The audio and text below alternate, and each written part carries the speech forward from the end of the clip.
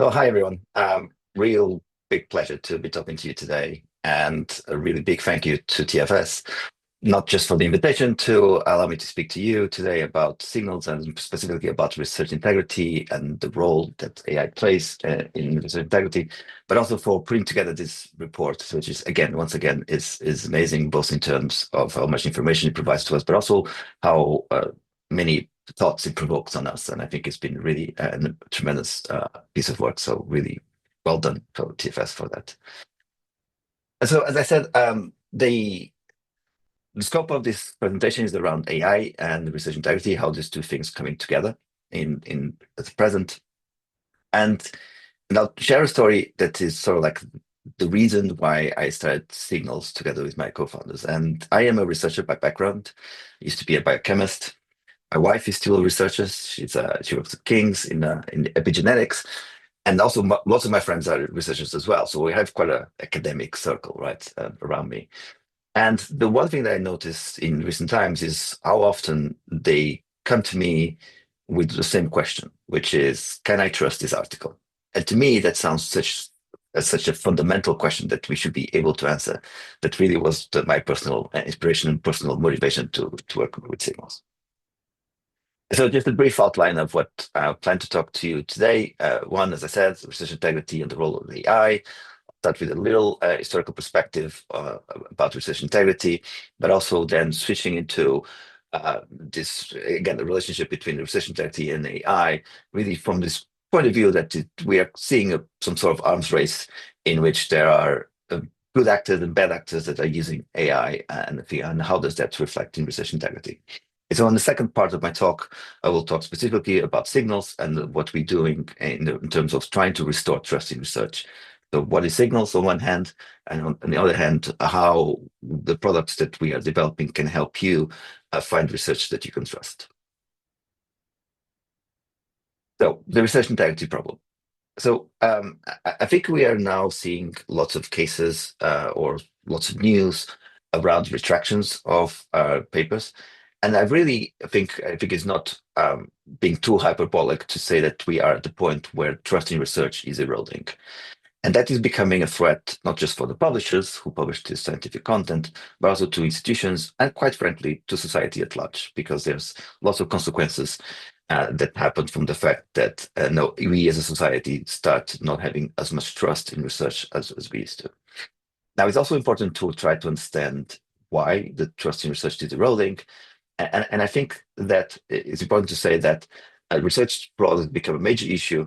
And I think this has been mostly driven by the examples that we've seen recently of really large cases that have been identified that led to lots of retractions.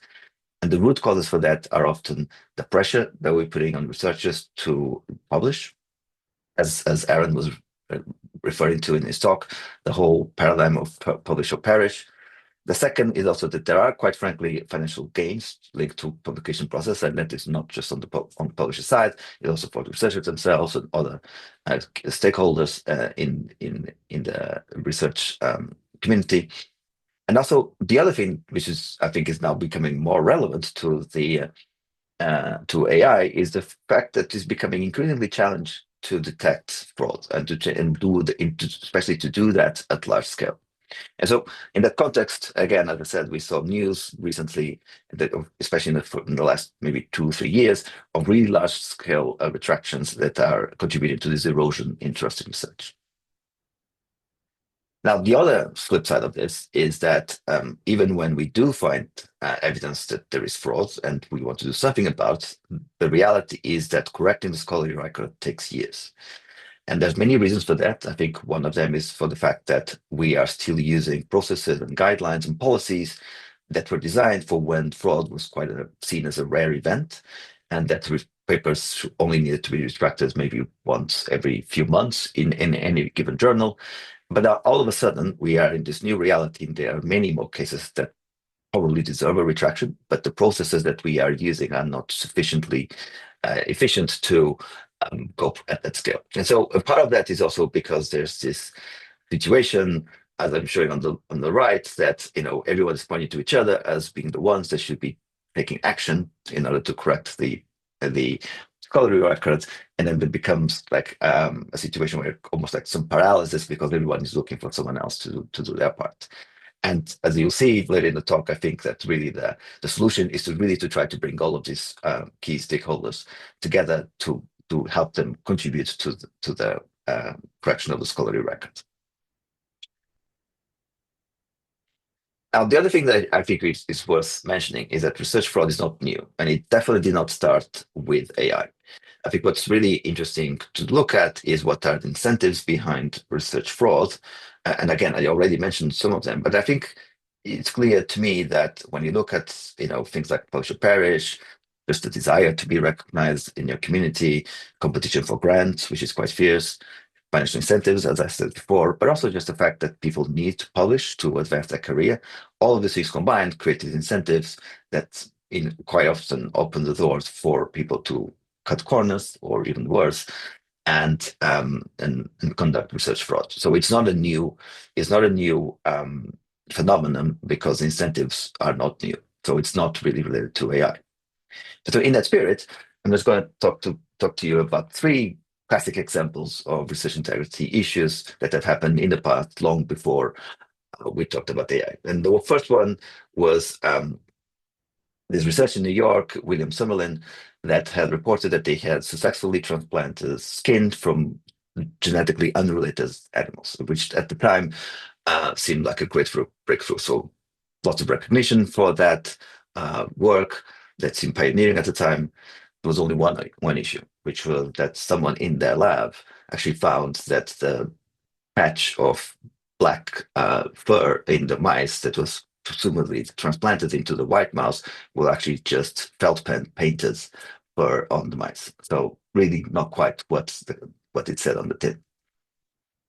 The second case comes in from the 80s from these two physicians, John Darcy and Robert Slusky, and they were working in cardiology, and it's not, in some ways, there was lots of problems with what you do. But what I thought was really interesting is this quote from Slusky that said that he always knew that the work from Darcy was suspect because Darcy was the only person that had published more than him. And to give you an idea of what we're talking about, both of these researchers were publishing a paper every 10 days, which really started to raise lots of alarm bells. And ultimately, it was all discovered to be quite just a manipulation and lots of fake data that was being published. And another case that I think will be probably more recognized by, or more famous, unfortunately, that you may have heard about is the case of the studies by Andrew Wakefield that's linked the MMR vaccine to autism, that while being quickly refuted by the community, it still fuels today a lot of the anti-vaccine sentiments that we see. And I think this is really to tell you that, we can look at researchers' integrity issues from an academic perspective. But as I said at the beginning, I do think that this can have a very severe, profound societal impact if they are not caught and if we don't do anything about it. But as I said, so it is not new, but I think the scale of the problem seems to be increasing in recent years. And here I'm just giving a few examples of cases of large-scale retractions that have happened. And I'm not going to go through all of them in detail, but I'm just going to point that what you start seeing here is two things. One, in the case of, for example, in 2013, when Springer and IEEE withdraw hundreds of papers that were generated by SciGen, so this tool that generates fake articles. So I think this already starts being early examples of AI was deployed to generate fake articles and therefore to corrupt the scholarly record with this fake research. So that's one aspect. But the other aspect that I wanted to point out is that then actually we start seeing a little bit of a difference between research fraud and publishing fraud, in the sense that one thing is for people like Somerville that's actually fake data and publish results that were fake. The other type of fraud that we are seeing is now, I think I would almost describe it as publishing fraud, in the sense that the data never really exists. The experiments were never conducted, really. It was just that people have found ways to generate completely synthetic articles and try to publish for their own gain. So there's really, I think, an interesting difference between these two types of fraud. And lately, what we are seeing is much more as well of this publishing fraud that is catalyzed, I would say, by AI. Okay, so how is AI changing the research integrity landscape? So the reality now is that we know that it's easier than ever now to generate fake data. So I'm giving you an example from this paper in which you can use generative AI to manipulate the data that you found in the experiments. So actually, there's an extreme of this, which is that maybe some of these micrographs would have not even ever existed. They were just completely synthesized by AI. But in some cases, actually, it is a little bit more subtle than that.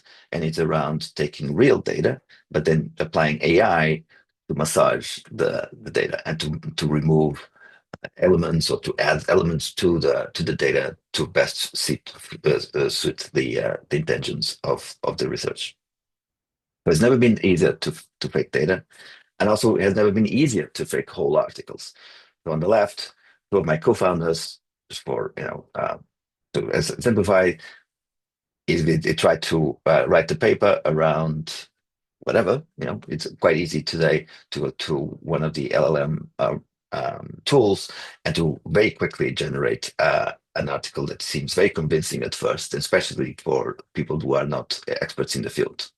Now, um, what is interesting is that AI was used to be a bit less smart than it is today, and one of the um, patterns that were identified by people like us when they try to identify fake research is the use of what is now called terse phrases. And so this is a telltale of when AI has been used to fake articles because it uses terms that, while seem related to the common accepted terms, they are completely different. So examples of this will be AI, instead of referring to lactose intolerance, it will talk about lactose bigotry. Or one of my favorites, and again, very much in the spirit of the webinars today, artificial intelligence that AI refers to as either man-made brain power or counterfeit consciousness, which again, for an AI model may sound like very similar. And I think the talk from Aaron could give you some explanation for how we come to this situation. But it was really, for a long time, quite a relatively easy way to identify fake articles when we start finding these so-called tertiary breakers. Now, as I said, this is all really an arms race, and the reality today is that AI is more and more better at generating text, and so it's becoming increasingly difficult to find quite clear cases of, or quite strong evidence of AI having been used, because many of these torture phrases are no longer found in fake articles. But I'll say that there's other ways in which AI is being used to corrupt scholarly records and to conduct research fraud. So one is, where this seems quite prevalent, is writing fake peer reviews. So there are cases like in many of the retractions by Hindawi in recent years. In one of the key aspects that was common across many articles that were retracted is the use of AI to write these fake peer reviews. The second is around automating the manipulation of the process, of the publishing process. For example, by having this ability to generate so many articles so quickly, it will lead to submitting massive batches of these manuscripts across multiple journals, and at the same time having the resource, the AI, to generate as many fake reviewers as needed to get these papers through the editorial process. And another quite interesting way, interesting for some, way in which AI is being used is to go by to to is with respect to plagiarism.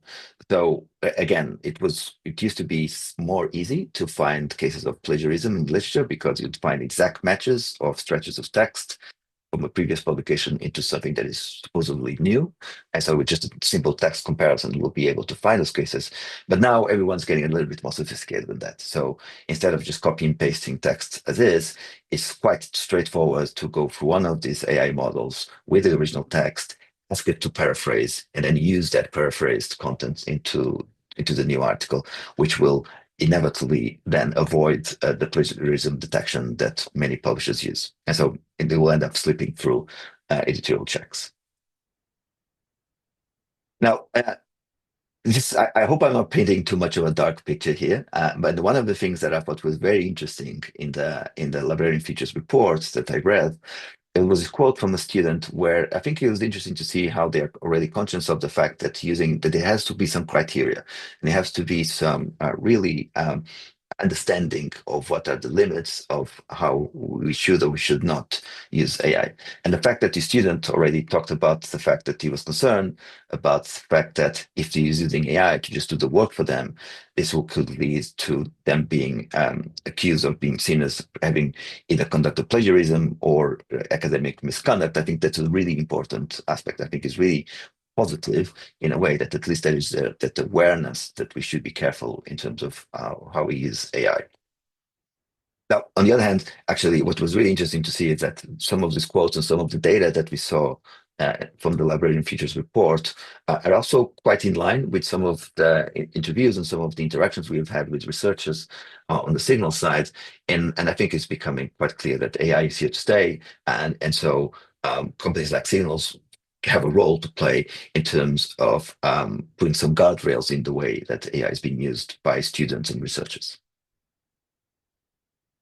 Okay, so with that, I'm going to switch to what is Signals, what we do, and how our products can help you with literature in this new AI era.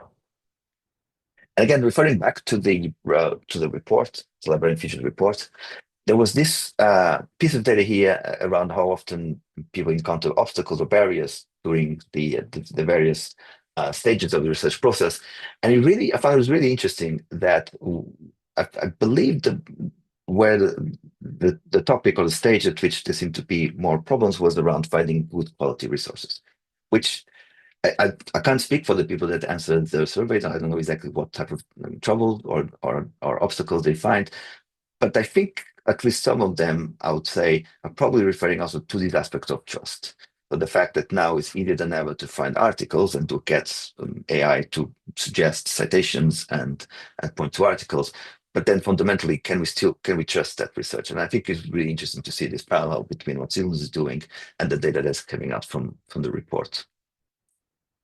So in a nutshell, Signal's mission is about to restore interesting research. And we do that by combining two things. One is by analyzing the publication data, so the world publication data, the scholarly records and analyzed, and combining that with expert knowledge. And then as part of what we deliver, it is really about this transparent and dynamic evaluations of research output credibility. So our view on how credible a research article is. I said before that I think there is one of the problems in terms of how the scholarly record is not corrected more quickly is the fact that there are many stakeholders involved, the publishers, institutions, the researchers themselves. And in some extent, there's people looking at each other or thinking that it's the other party that needs to do something about it. But the reality is really that we have to bring all of these stakeholders together to find a solution to the problem. And in this picture, I'm showing you it's a very quick glimpse of how Signals works. So we have the core technology that we're developing is a Signals data graph. And you can think about, like in this image, you can think as the dot in the middle as one article that we're trying to analyze. And then you see all these different nodes and with different colors that are other entities that are related to this article. For example, the other blue dots could be articles that are cited by the article that we are analyzing. The yellow dots could be the authors of publications of this publication itself, but also the publications that the article is citing. And then you have things as well that contribute to this network around the article, such as institutions where these authors are coming from, or the journals and the publishers that are involved. So in a nutshell, again, the Signals data graph really combines these two things. On one hand, the publication data, so the details, the metadata about the articles or manuscripts that we have access to, who are the authors, what's the relationship between them, from which institutions they come, also the network, not just in terms of who publishes who, but also who cites whom in the network. And also, we quite often have access to proprietary publisher data, such as peer reviews, for example, that will help us assist our evaluation of publications.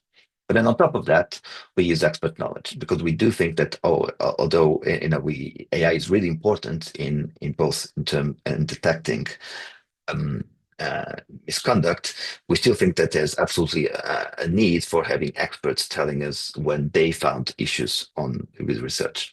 And so one of the things we do is expert contributions that I'll show you in a couple of slides what that's about.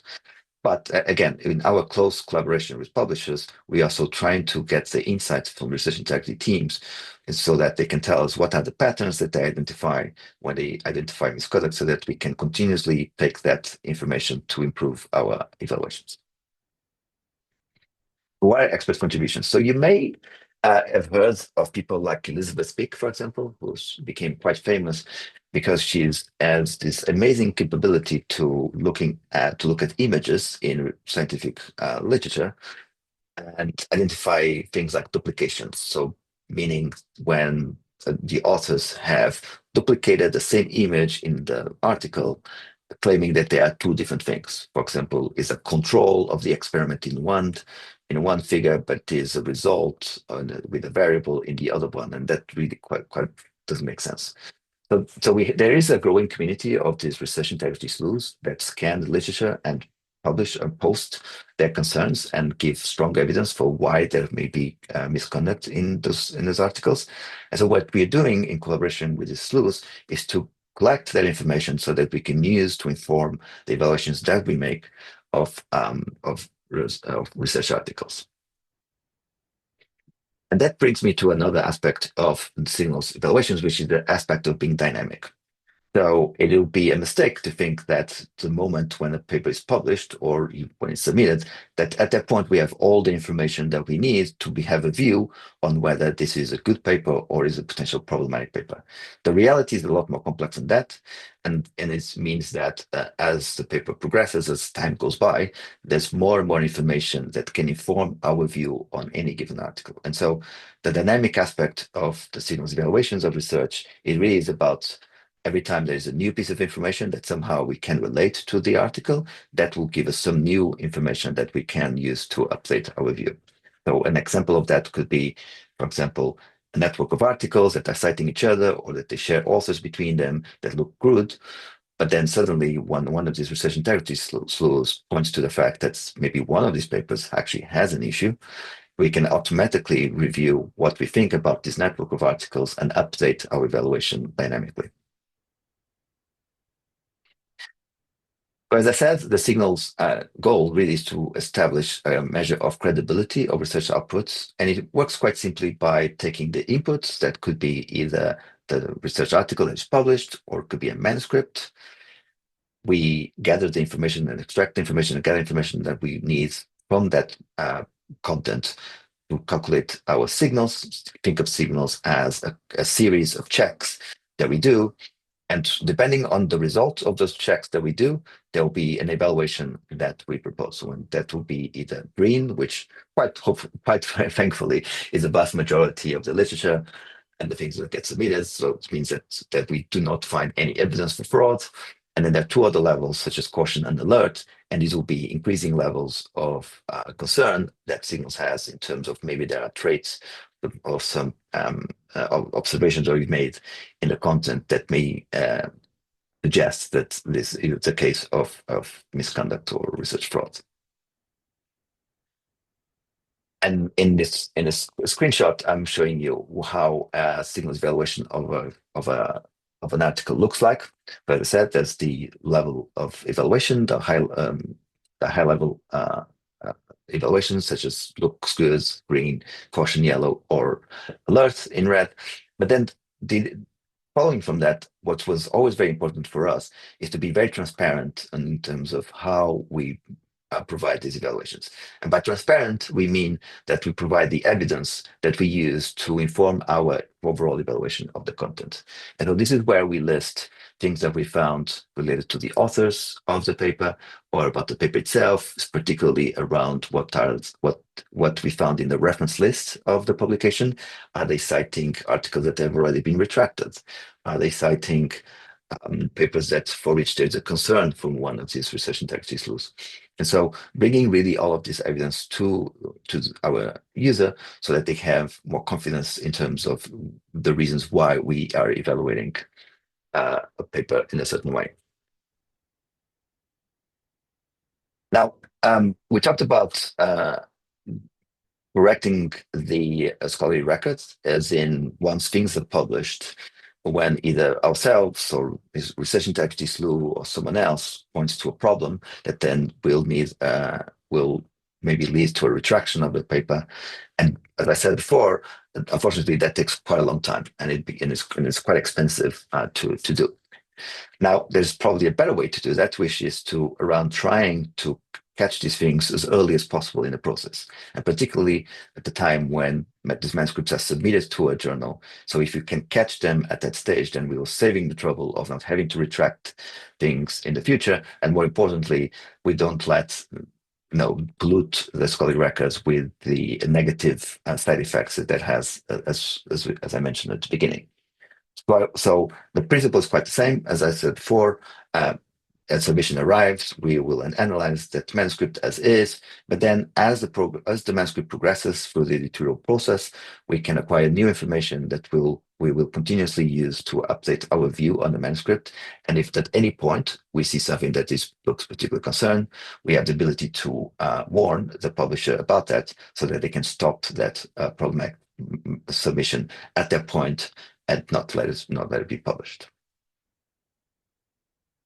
But this is not the products that Signals is developing is not really just for publishers. Also, can be extremely useful, I would say, for researchers, students, librarians. And I'm going to give you two or three examples of cases of that. One is around creating author profiles. So when we look at the publication records of an author, what can we know about it? So in this case, on the left, you have my own records, unbiased, pristine. And on the right, you have a fake, admittedly, a problematic researcher profile in which we could start seeing maybe that they have retracted papers or papers for which there is other indications of misconduct. And so this type of um, records or collections of around an author can really give a lot of information about the profile, the research integrity profile of authors. A related use case will be around making article collections that readers can use to have more confidence in terms of how credible the literature is in the work that they are producing. And specifically, one of the use cases that has been quite common for us is around people writing systematic reviews, in which they say it is becoming increasingly difficult for them to have confidence about the quality of the content that they are using to write their systematic reviews. And so by these collections that Signals can provide to them, they can quickly have a glimpse of any potential problems in the evidence base that they're using so that they can remove potential problematic papers from that base so that they have more confidence in their results.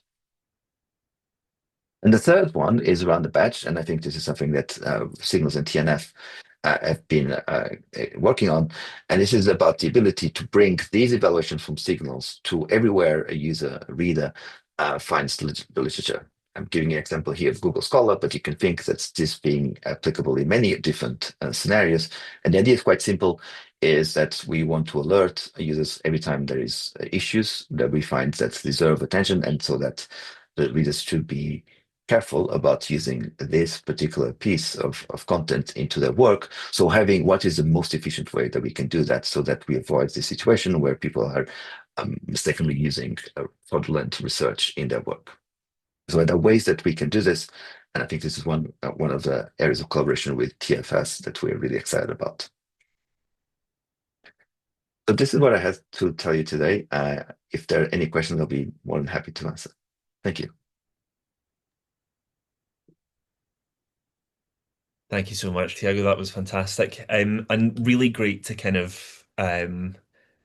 really great to get a view of how signals are responding to some of the issues that we've raised in the previous session with Aaron, around how AI can impact upon the scholarly record.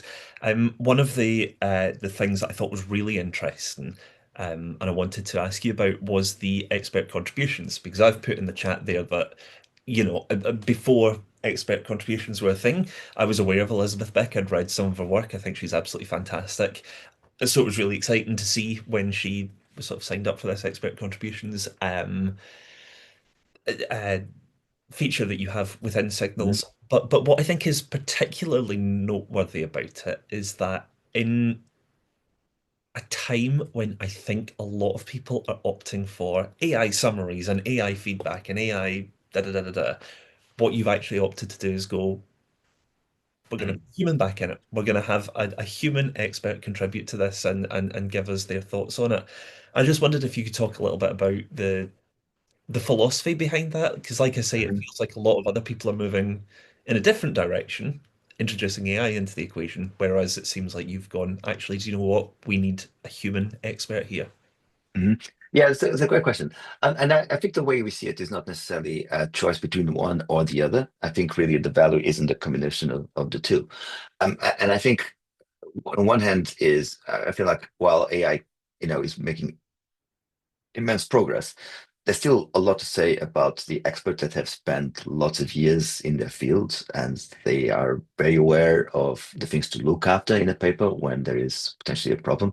And so I think we are still a bit far from the point where all of that accumulated human knowledge can be discarded, and just relying on AI. I think we are very far from that.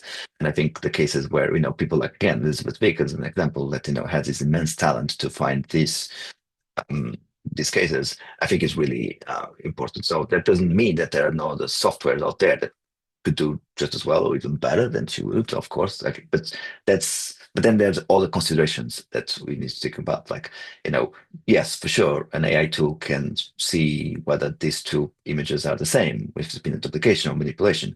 But how about the context in which they appear? So, not just because they're the same, are they necessarily bad? And so there's a lot of around context around these cases that I think a human still has a lot to give for what we do, compared to AI. And the other thing I would say is that I think perhaps one of the advantages of using these expert contributions is that up until now, what has been happening is that we have this research integrity sleuths or researchers in general that raise concerns about other literature or the articles, but they tend to do these things in platforms like Papier or even Twitter, Blue Sky, things like that. And the issue with that is that that kind of is out there, it's posters the community could hear about, but kind of ends there, right? So it doesn't really benefit from the fact that we know that those articles don't exist in isolation, and so the ability to gather this information, which can be posted in these other platforms, but we can bring them to the Signals data graph, so that we can start establishing these connections. I think becomes really, I would say, one of the incentives for people to share their contributions with us, because they know that they can actually potentially have a much bigger reach than just posting about one single article in one of these forums. Absolutely. I think as well the kind of the first point that you raised there around AI might have a role in this in the future. It might be there might be things that can contribute there, but still that human aspect is important. Relates to some of the points that were raised in the chat earlier on as well around kind of the way that I responded to someone was that yeah, I'm quite happy for AI to do some of the boring work for me, but I don't want it to do my thinking for me because Yep. it's quite fun and doing that, I Yep. don't want it to replace that human element. So it's great to see. I think as well there's a really interesting question that's come in from Richard around how signals balances um, or how you approach any pushback that you get from authors who might be identified as problematic. How did you I guess a follow-up question from that would be how did you arrive around the language that you use on signals, and how is that something that you're approaching as well with AI? Yeah, that's a great question, and one that we have thought deeply in, from the beginning. So there are two things that for us were very important exactly because of that. One is this aspect of transparency. So we want to give everyone, the authors themselves, the opportunity to tell us that we are wrong.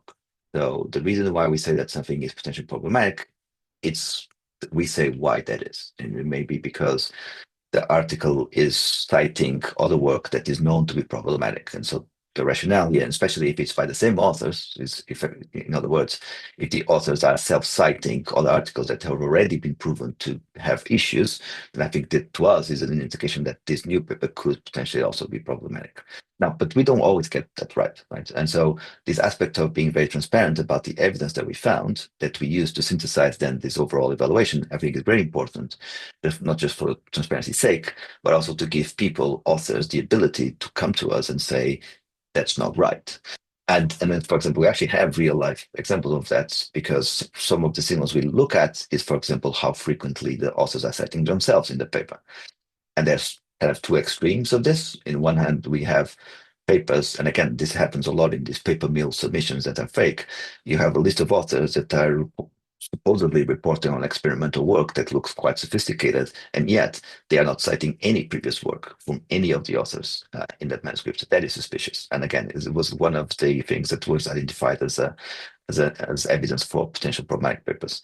The other extreme, you have people that don't seem to cite anyone else other than themselves. And that is kind of a different way, a different flavor of misconduct, but it's still problematic nevertheless, right? And so, and the reason why I'm saying this is that there are situations in between. Most cases are in between, and sometimes we have to use thresholds, and we say that this number of self citations seems to be too high, and we have cases in which authors have told us, well, you claim that to be wrong, that is too high, but the reality in our field is that we are the only group that is working this field, and so that thresholds that you may be using may be applicable across the board doesn't really apply to us in this context. And so what we do with that is two things. One is to transparently provide that feedback that the authors are giving us, to put it in together with our evaluations. And second, learn from that, so that we can have a more sophisticated approach, that we can take into account the context of the article when we set these thresholds, so that we don't have this one size fits all approach for everything. Grand, thank you very much for that. And there's also been a couple of questions in the chat. I think people are interested in how Signals actually works, how they can access it, how they can give it a go. So someone's asked if it's a browser product. Someone else has asked if it currently plugs into Discovery Tool systems. Do you want to just tell us a little bit more about how folks can find out more about that? Yeah, great. Yeah, so it's a free tool for researchers and or individual users. So if you go to research-signals.com, you can create your free account, and from that point, you can either use the DOI of an article to get the evaluation for the article, and you can also submit a manuscript for us to look through. So it is free from that point of view. It lives mostly in the on the webpage, but we are indeed working with partners around bringing these evaluations to the other tools that are more into the workflow of users right now. So browser extensions is something that we probably are not going to build ourselves, but if there are browser extensions out there, and I can think at least of one, that could benefit from this functionality, we are very much keen to bring that functionality to the users in these different tools that they already use. And I think it's actually something that we're doing with publishers, in a sense that rather than trying to divert publishers and editors specifically away from the tools that they use to manage manuscripts to do a check, actually what we're trying to do is to embed our evaluations into the systems that they already use, so that we can have access to the information without having to slow down their workflow.